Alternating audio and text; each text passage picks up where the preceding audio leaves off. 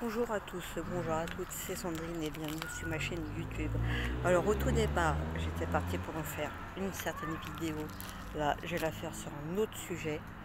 Parce que justement, au moment où je commence à lancer la vidéo, à faire ma petite introduction qui reste certes toute simple, c'est là qu'on m'appelle. Du coup, ça m'a donné l'idée de faire cette vidéo. Je sais pas si ça vous est déjà arrivé, ces personnes qui vous téléphonent, mais c'est même pas en mode je vous téléphone de temps en temps, c'est en mode harcèlement, les gars. Vous savez, genre pour les consommateurs, pour NJ, notamment les trucs de consommation d'énergie. Ça peut être aussi, j'ai eu ça, c'était l'année dernière, pour un salon de massage du côté de la Tour Montparnasse. Sachant que à aucun moment je n'ai communiqué mon numéro de téléphone. De plus, mon numéro de téléphone n'est même pas dans l'annuaire.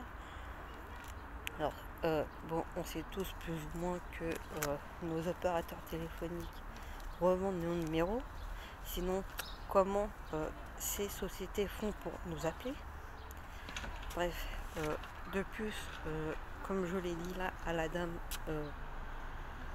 comment elle pouvait déjà avoir mon numéro, étant donné que d'ailleurs ça l'a même fait bégayer, d'ailleurs elle n'a pas su quoi me répondre, comment elle avait fait pour avoir mon numéro de téléphone. Alors déjà d'un, parce que je n'ai pas d'appartement, de deux, je n'ai pas de maison, et puis c'est surtout en fait, entre guillemets, pour expliquer un peu ma situation, d'une certaine manière je suis SDF. SDF c'est quoi? C'est on décortique un peu les toilettes, c'est sans domicile fixe. Sans domicile fixe ne veut pas forcément dire à la rue. Il y a à la rue et sans domicile fixe. Bref, bien que souvent les personnes qui sont à la rue peuvent aussi changer de coin par moment, où ils peuvent avoir cette chance de pouvoir réussir à trouver un endroit peut-être un peu plus en sécurité pour vivre. D'ailleurs, je leur souhaite. Et c'est ce que je lui dis. Je sais ce que je lui dis, mais comment vous permettez de m'appeler pour ma consommation d'énergie? Déjà d'un, de deux, même à l'époque où j'avais mon appartement, j'étais déjà chez vous. Déjà d'un, et de plus, je n'avais pas ce numéro-là, mais un autre.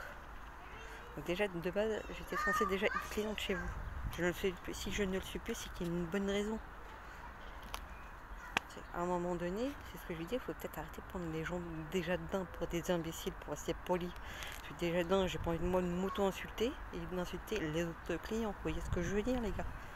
Enfin, quand je dis les gars, c'est avec un grand G, un peu comme homme, avec un H majuscule, où ça inclut également les femmes. Vous voyez ce que je veux dire? Bref, d'ailleurs, je recommence à avoir mon toc de langage. Bref, donc, je lui dis,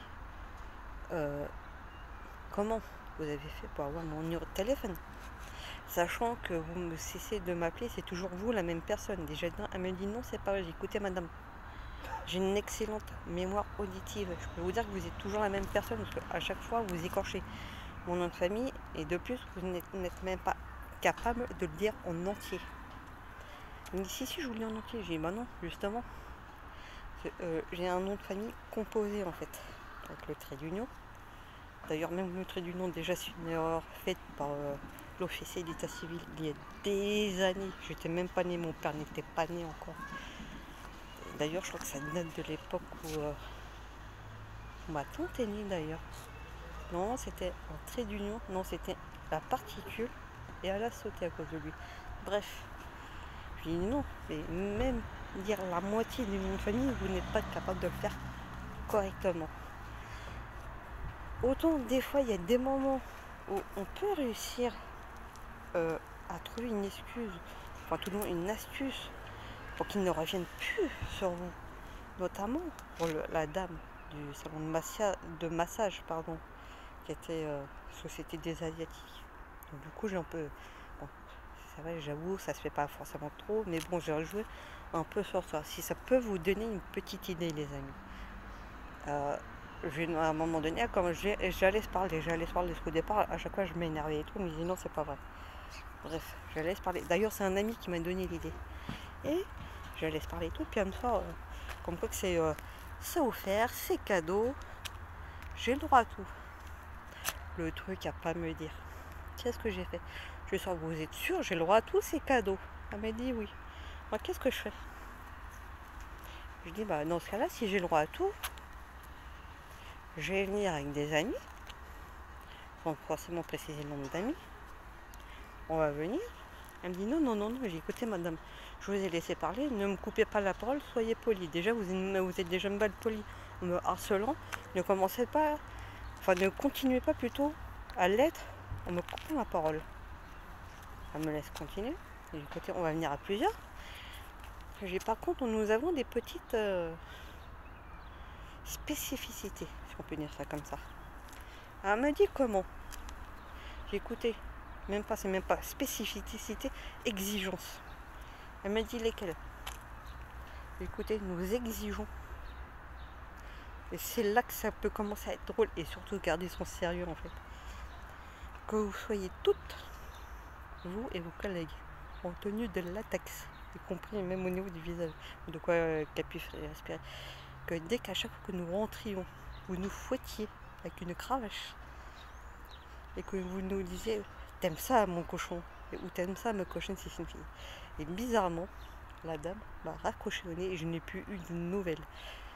Et la dernière fois elle m'a appelé, c'était peut-être toute fin octobre, tout début novembre 2019.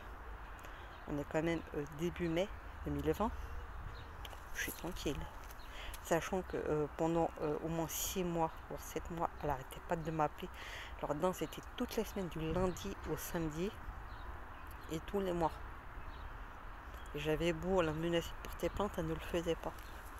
Et là, bizarrement, je lui ai fait ça, elle était tranquille. Là, il va falloir que je trouve une astuce pour la dame. Et je pense que là, la prochaine fois que là, cette dame-là rappelle, je vais lui demander comment elle compte. Je pense que je vais jouer sur le fait que je sois à la rue plutôt que SDF. Et pour lui demander comment qu'a fait pour comment elle compte plutôt s'y prendre pour au niveau de voir au niveau de ma consommation d'énergie. Et si elle joue au fait sur le fait qu'elle ait pu m'appeler, ben, je lui dirais que juste que tout simplement je suis peut-être à la rue, mais que j'arrive même à avoir des petits boulots que bah, c'est payé en gros par mon employeur en fait. Enfin, par mon agence d'intérim, c'est bien ça. J'ai essayé. Si vous d'ailleurs vous avez des idées pour éviter que les gens rappellent, n'hésitez pas à en parler dans l'espace commentaire. Et n'hésitez pas à liker et à vous abonner. Ça fait toujours plaisir le petit like. Et à bientôt pour une prochaine vidéo. D'ailleurs j'y pensais à celle que j'étais censée faire. Je pense que ça peut vous intéresser. Parce que je pense que vous êtes aussi peut-être concerné par ce genre de personnes. À bientôt les gars.